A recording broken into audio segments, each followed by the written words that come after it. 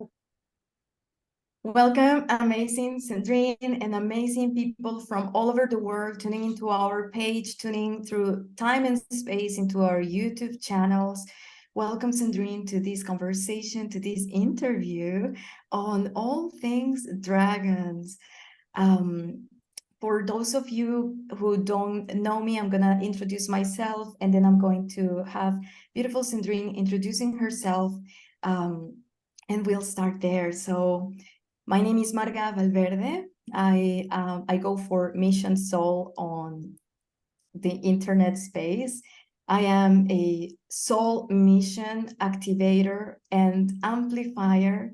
I support humans with their mission brands, basically channel the magic from their soul into a beautiful expression in the planet via a mission brand. I have 10 years of experience as a digital strategist, and I've been years supporting ascending souls in their mission. I am the founder of the mission brand Mystery School, and I am also the founder of the Mission Soul movement, pioneering the personal development industry.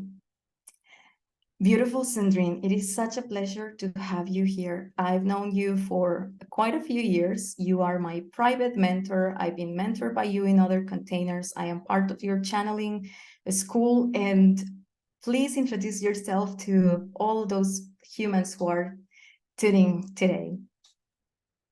Thank you, Marga. Thank you for your words. It's my pleasure to be here. Hi, everyone. Thank you so much for watching live or on the replay. So my name is Cendrine, and I'm the founder and leader of the Golden Age Spiritual Ministry, which is a non-for-profit here to help people remember and reactivate the truth of their sovereign multidimensionality. So I work as a spiritual teacher, as a trance channel, and an ascension mentor. So everything that I share is a share that is co-created with my high council of light. So I often speak as we, because I want to honor also the beings of the light that I co-create with, and everything that we share is helping people remember how amazingly powerful they are, how they already live in the unified field, not so much in separation template, in the unified field already, and how we can together join forces to activate the new golden age that is already anchoring now into this reality that we share together. So I'm passionate about freedom, sovereignty, abundance, love, connection, and about having a freaking amazing life on planet Earth. So it's all about embodiment, and bring the party here, baby, because it's the best place to be right now in the entire universe. Yes, I agree. Thank you, thank you, thank you for rocking this stage. I love that introduction. All right, my beautiful Cendrine. I would like us to go right into it. And if you could share, and by the way, for those of you joining live, I can see people like, make sure to comment. We can see your comments. Yeah, like we want to make this interactive. So please know that we're also keeping an eye on, your comments. You can say hi and we'll see we'll see you. Yay, Mitzi, I can see you here live. So cool. Cendrine, I would love you to share your memories, multidimensional memories in your dragon form with us. I love this.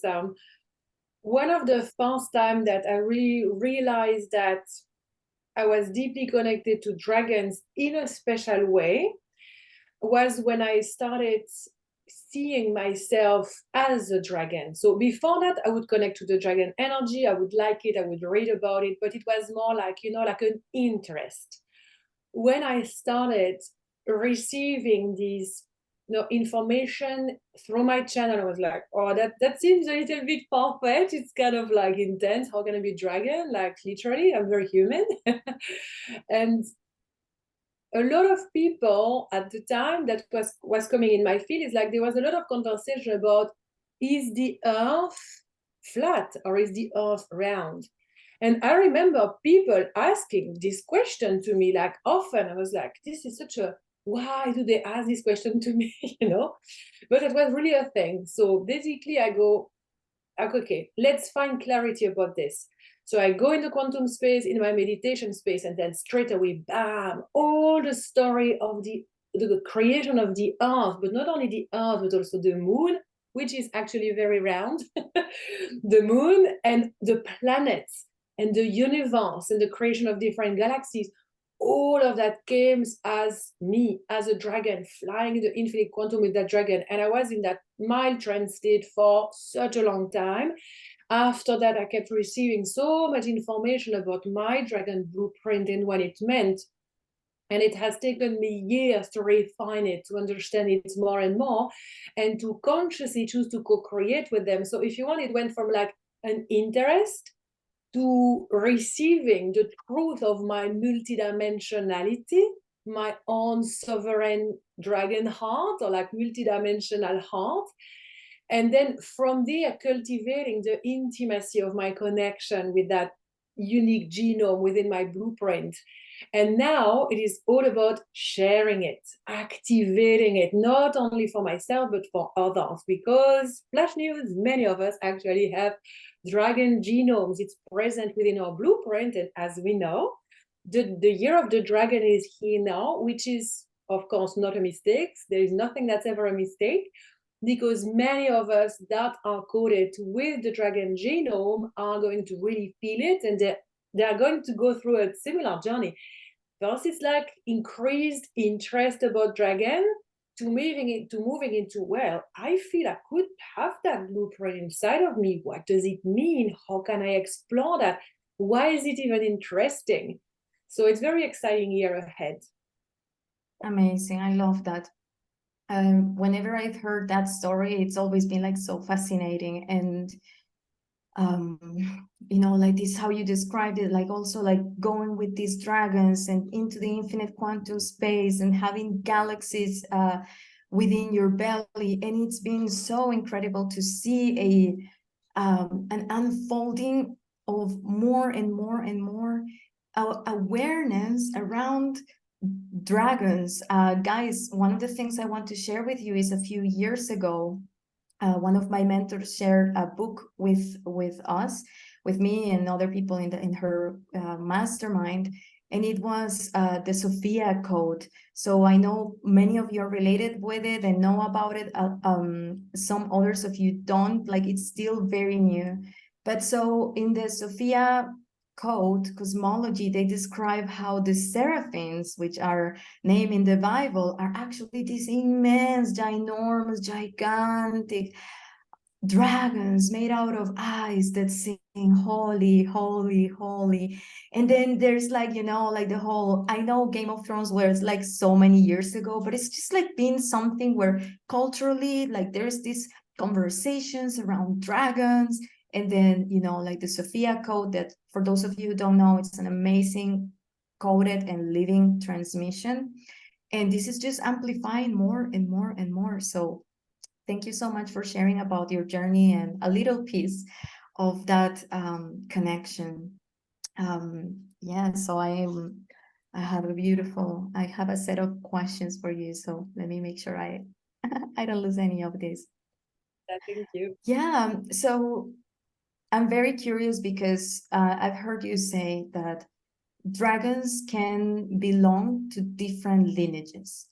That is not like, oh, these dragons are part of just this specific lineage. So can you tell us a little bit about the different, or, you know, anything you can share with us around dragon lineages? And then, if you may, we can go specifically into the lineage of the Dragon Warriors, which I've never heard before until you brought it a few months ago. You brought it up. Yes, of course. Thank you, Marga. So the first important realization to have is that dragons, they exist through all the realms. So you have dragons of the light, and you also have dragons of the darkness. And they are both, you know, working within their own specific evolution template, pathway of evolution. So the dragons that most of us would be interested to co-create with would be part of the dragon of the light. So it's first like, you know, choosing light, choosing love as a guiding force rather than separation and suffering. So within the Dragon of the Light, there are many different lineages of dragons, and we could think about them like families. You know, you have this family, that family, that family, but then within the family, like, oh, like children fall in love and then they come together and then they create their own family. And so it's a little bit like that. So it's not so much that it's a hierarchy, but some dragons are quite happy to stay within their lineage and continue the family traditions because it fits them, it suits them, they're happy there. Other dragons are like, oh, I really want to, you know, join another family and see what's happening there, and I'm falling in love with that other family in a way. And so they kind of develop a different interest, because what I absolutely love about the dragon frequency is that they are the beings that can maintain the highest level of sovereignty within their own unique blueprint. So, for example, when you go create with Arcturians or also Palladians and other star races, a lot of them, they choose evolution through the merging of their consciousness. And it can be the merging of consciousness of one entire star race, but it can also be like pockets. So like, you know, like from having maybe 1,000 Arcturians, you would have 20 here, 20 here, 20 here, working on evolving through merging their consciousness. And then from these groups, they create a bigger group. So it's a little bit the pathways of evolution that many beings are choosing. But the dragons, they just choose the own direct connection as a ascension pathway. And so it means that they refine their own unique likes, I would say. It's not even likes and dislikes, but you know, their own unique personality or quirks or things like that. And this is why I think so many people are fascinated with dragons, because they touch the heart of everyone. Because we all have dragon friends, and some they would have like fairy dragons with them, you know, like tiny little dragons that are very playful. They can travel very fast between different realms. They are very connected to the earth realms. They are present here, like small ones. You could also have dragons that are gigantic, that are present, living, you know, in caves and different portals around the planet. And then there are some people that are more connected to galactic dragons, or like birthers of realities, like protector, guardians. There are also people that work with dragons of purification, I will call them, because they are dragons of the light, but they come to purify it. So they come like, you know, like some people have this electrifying feeling when you are with them. You just have to be yourself and speak your truth, because you can perceive that they will dismantle everything that is not of the highest truth. So I think that dragons particularly growing or interesting to people because of that, because we can literally connect and recognize ourselves within certain dragons. And many of us could co-create with different dragon lineages. So you can have like, I know that the first time I actually, the first time I actually did quantum travel with the dragon was 15 years ago under quantum healing hypnosis. And I was a dragon rider there. And it's the first time that I received the information that I could shapeshift in the dragon. But I was like, no, in those timelines, I was just a dragon rider. And so I was that dragon rider. But that dragon, that primal dragon, is still with me today. And when I asked what lineages it belongs, is like, it's irrelevant. I am your best friend. I'm your companion. We've been traveling together from the birth of your soul, because I created him. Like I could see myself. I took a particle of my belly and I placed it in my hand, and I would blow on it, and I would whisper light language every single day. And this particle, with this particle, we attracted the particle of the mother of dragon that had dissolved herself, you know. So the mother of dragon burst all realities, and then she dissolved herself to give birth to life. But the particles of her heart and certain places of her gigantic body of light, all of these particles were floating. So many dragons were born from that. So I accessed, you know, like a particle of the mother of dragon, and I mixed it with my own particle, and this is a baby dragon born. And I could see myself, you know, like feeding it and hiding it, because no one could know that I had done that, because I was still a child. And so all of these things like have grown more and more and more into creating these amazing stories. It would make great movies like Avatar, you know.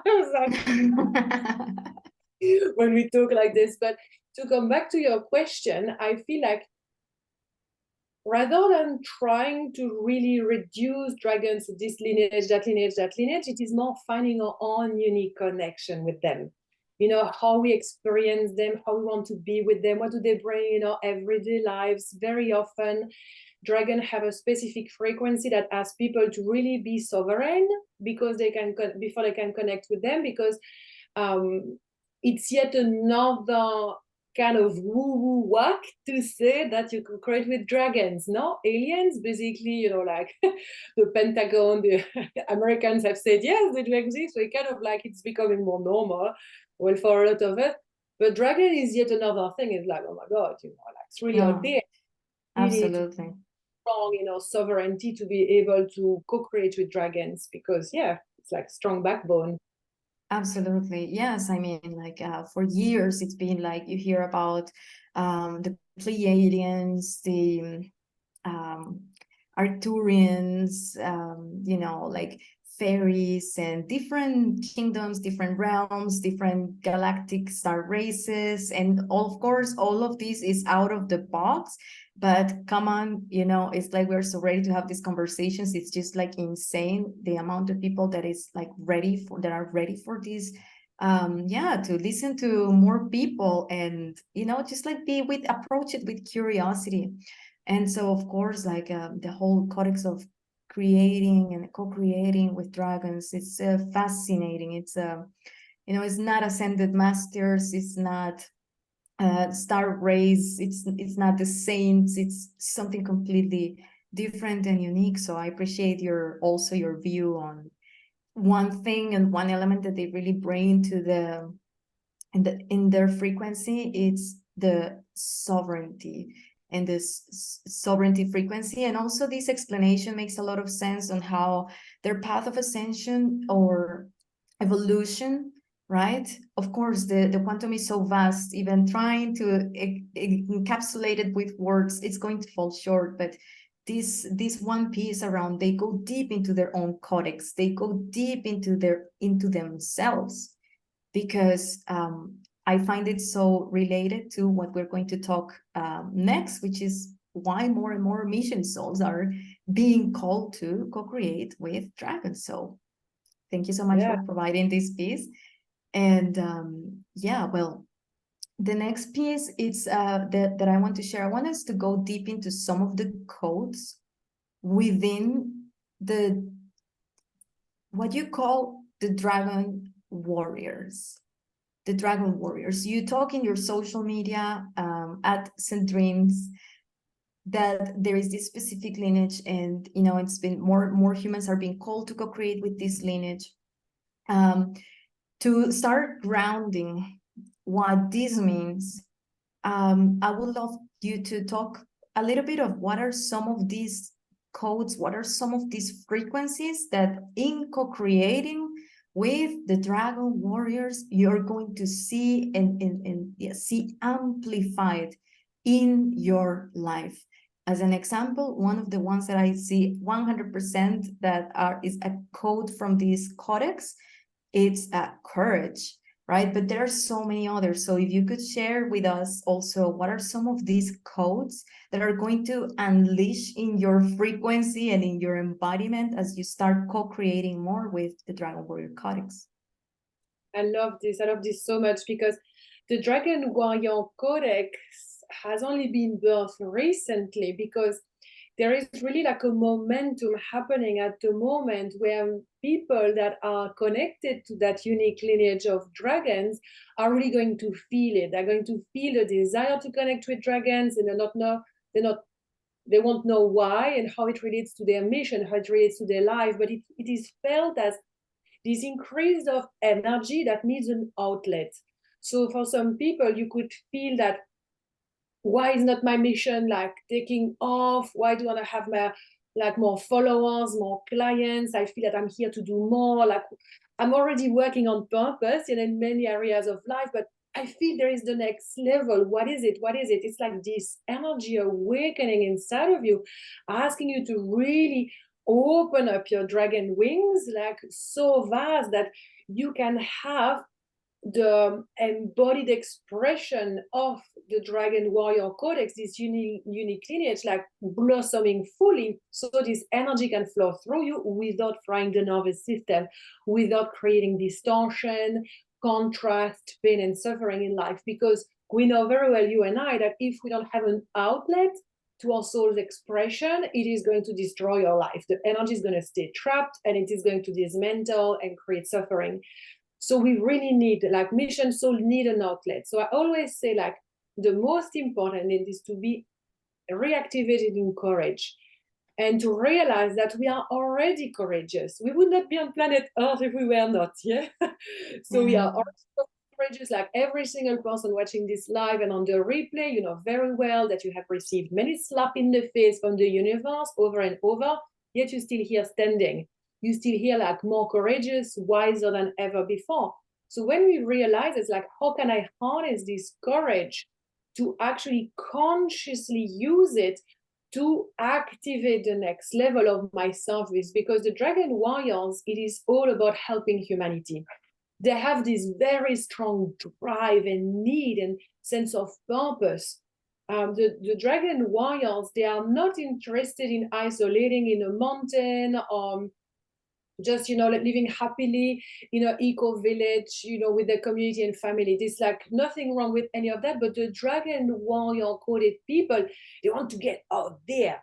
They want to be seen. They want to be heard. A lot of Dragon Warrior coded people would have this kind of like sub-frequency that could be explained as, I want to be famous, but they don't really realize that a lot of people, they try to play small because they're afraid of being seen and heard. They were traumatized in the past and so on. But because of a false understanding of humility, thinking that, I shouldn't think that I'm so special, like I shouldn't want to be famous. I'm quite happy with it, what I have. So why should I just not continue being happy with what I have? It's like, well, are you really happy? Are you actually feeling this aspect of yourself that is asking to grow and to expand? No, you are repressing it because you don't know how to get to the next level. A lot of us, we repress because this is what we were taught to do. And this is because we don't know how to not do that and actually say, you know what, instead of spending so much time and energy repressing things, I will spend my time and my energy opening up myself. And so people that are really coded as Dragon Warriors, they have this sense of deep service to humanity. They know that they were born for a reason. They have this energy inside of them that they don't really necessarily know how to channel. And also, they are really devoted. They know what devotion is. And even if they don't understand it fully, they know that they're a soul, that there is a God, that there is a universe, and that eventually they are literally an arm, a hand, a finger, an instrument of God flowing through them. And that all that they need to do is that to show up and then to surrender. So it's like a really beautiful balance of feminine and masculine embodiment that happens when someone says yes to remembering this unique coded lineage present within them. I love that so much. Yay, so many beautiful quotes, and love how you weave this, like the Dragon Warrior coded people, and you made this beautiful description, right? Which a lot of it falls into, the ways in which you would also describe a mission soul. So for those of you watching, I want to really make this distinction, and there is just so much about this codex, and more is going to continue to be shared. But the main difference, we would say, between light workers and mission souls is that where both of them are missioned and to be on earth and be light, be love expressed, and harmonize this earth through the makeup of their being and their soul. And just by being here, they are interfacing in a a phenomenal and divinely orchestrated way, the mission souls didn't come here to be passives in their own awakening. I would say that there are people who awake, but not every awakening leads to take back your power. And a lot of awakening leads to look at everything that is wrong and empower those realities and entangle with them because you don't know better, you know. And so mission souls are here to, with their own soul codexes, with their own knowledge, with their own just freaking unapologetic self-expression, lead people into, hey, go back into your soul, remember who you are, and you are not just this human, and not you don't have a soul, you are a human within your soul, and you are part of a larger council, and you have access to this and access to that. And just before this interview, we were on a private session, Cendrine and I, and she was explaining how a human that fully awakens to their multidimensionality can no longer be enslaved. So can you see how, of course, like, yeah, it's amazing to find out, oh yeah, like the elites and this and yada, yada, yada, and blah, blah, blah, blah, blah. But that's not the end of it all. Like, if you know that we are so much more, if you know that you can co-create consciously with beings of light and ascended masters and dragons and all of this, do you think that is for you to keep living, for all of us in humanity to keep being small and things to continue? No. And everything is going to crumble, but because something new is here to emerge, and it is not the first time that happens in planet Earth. Other star races have gone through those through those processes as well. And so yeah, like the way you describe, you know, how many of these codes is pretty much like, yeah, like mission souls and more mission souls are coded to co-create with these codexes. Because guys, like, I mean, if the world needs us, like it needs us in our light, it needs us in our power, it needs us with our wings up, angelic wings, dragon wings, all of it. So thank you so much for that beautiful explanation. And to wrap this up, this beautiful interview, Cendrine, in just a matter of days. Okay, so for those of you who don't know, well, she mentioned it slightly, Cendrine is the founder of Iria School of Channeling. And this is a, well, I am fully 100% biased because I am also inside of Iria. And so I'm very joyous. My heart is so happy because I get to go into these explorations. But within Iria, you really explore what it's like to own that ascension, but also put it at the service of humanity by becoming a masterful channel of light. And the Dragon Warrior Codex, it's an offering, it's a leadership accelerator, it's a codex delivered in a matter of like a group program, you could say. And it's going to happen, it happens independently every so often inside of Cendrine's world. So in just a matter of days, Cendrine, you are going to deliver the Dragon Warrior Codex, and I would love you to share with us. I know that there are already like 20 people like sign up. By the way, guys, if you want to take this deeper, if you really want, if there's something within your soul stirring, reach out to Cendrine, or you can message me and I'll link you both. And there is a 25% discount for those of you coming from Marga or Mission Soul. You know, you just need to tell her, hey, I saw in the interview and Marga mentioned this. So that is available. And so, Cendrine, I would love to ask you, you know, we have like all of these beautiful people like sign up into the program. What do you foresee for these people, how their life is going to transform after the Dragon Warrior Leadership Accelerator? I love this so much. Life transforms on all levels because this is a leadership accelerator, and we really bring a lot of awareness about self-leadership first. So it's like how you lead yourself in your relationship with your body, with your heart, but also in relationship with your partner, your parents, your children, your community. And then it expands to leading our family, leading our friends, leading our communities, to going further into client, student, and bigger networks. So it's really understanding that when we step in fully in our power, we really need to lead. And what are the codes of leadership? So we are going to go really deep into understanding that I have mentioned already, like service, action, devotion, purpose, all of these things. So people have a greater sense of having this backbone. It's like the way I carry myself through life. Not as a victim, but not as someone aggressive either. I just carry myself like the freaking queen, the king, the angel that I am.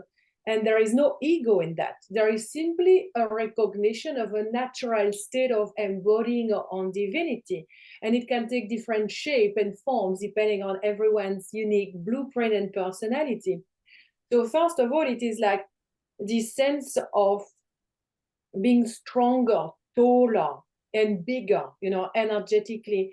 So it can look like, for example, if you are in a romantic relationship, if you have been there for a long time and you're not happy with your communication, you're not really happy with the state of the relationship, but you always walk on eggs, to keep the peace and so on because of the kids. And like you will be called into really not dismantling the relationship, but of leading yourself in a way that your needs are going to be met, your voice is going to be heard, you are going to be able to really stand up more for yourself and dissolve fear. So it really starts there, and then it expands to, okay, so you want to have a bigger platform, serve more people.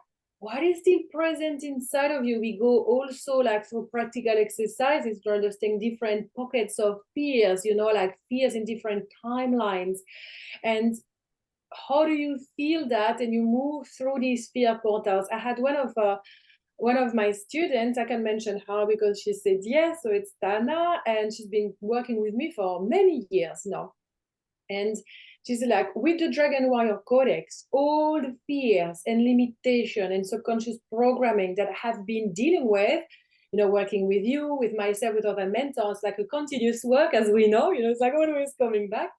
It's like after the Dragon Warrior Codex, I could feel a huge shift energetically, but it only took like a few days and then weeks to really perceive that actually they were gone. And I looked for them, but I could not feel any physical reaction to a fear I had all my life. It's like, it's freaking crazy. And I was like, oh, that's epic. I absolutely love it because we develop our dragon heart. We develop our backbone. We develop our dragon body and our wings. So when we are in these quantum journeys, because of course the Dragon Warrior Codex is filled with quantum journeys, which is epic. So we meet the dragon, we become the dragon if we want to, or we ride the dragon if we're more comfortable riding the dragon. Because we are there, all of a sudden, like our consciousness is so expanded that all of these like fears and limitations, they are alchemized through the heart portal. And it's not about, bypassing anything. It is about really being the observer, but also the actor of this higher consciousness, and say, it's okay if you're like afraid to being seen and heard and so on, but like this is here and you are all of this. So let's act as all of this and let's take this with us. And this eventually will be like, oh, you've had enough of this. Like it's not really me. And you're just gonna go away. So the results are present on all levels, and we are always working from the unified field into bringing more unity in people's lives. So the Dragon Warrior Codex is not here to destroy anything, it is here to create. And your life will adjust accordingly, because as we know, when we have huge increase of frequencies, we quantum jump realities by first becoming an embodiment of a higher version of selves. And then we literally start seeing and perceiving our reality being different. And that is, witnessing the magic of our co-creation with our soul, our purpose, and God, as well as our spirit guide. So all of that is present. There is also increase in channeling abilities, psychic abilities, because everybody that works with me always has that as well, in terms of, you know, like physical development, like embodied development. Yes. I love it. Thank you so much. And yes, the closest, I mean, the closest to magic we have is access to the quantum. And that usually, like, yes, like seeing yourself in these new timelines and searching for things and noticing, witnessing they are no longer there, stepping into your next version. Like, this is what this high level quantum work makes available for us, makes available for you. So if you want to learn more, make sure to visit cendrines.com.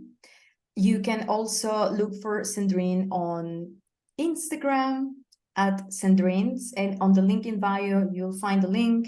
Now, if you join this time around, please make sure to reach out to her and or comment, you know, reach out to her and tell her or ask me to connect you with her, because there is a beautiful 25% discount, because what we're doing here inside the Mission Soul movement, it goes so much in a beautiful dance and alignment with this phenomenal mission of light through the Golden Age spiritual ministry, which Cendrine leads. And so that is a beautiful, very generous, by the way, gift that you have made available to the community.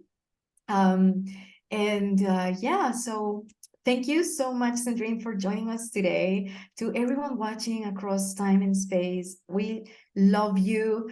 You know, we see you and honor you for being this constant explorer of the vastness of your own soul, divinity, sovereignty, multidimensionality. And we are here on different fronts to, you know, as one family, because yes, mission souls are a collective. We all hold different parts of the puzzle, and the purpose of it all is for all of us to keep remembering and live the most beautiful heaven on earth, like dream as during so many golden ages happened on this planet Earth. Thank you so much, Cendrine, and see you on the next one, my dear. Yeah, thank you for the opportunity. Thank you everyone for watching. See you next time. I love you. Bye-bye.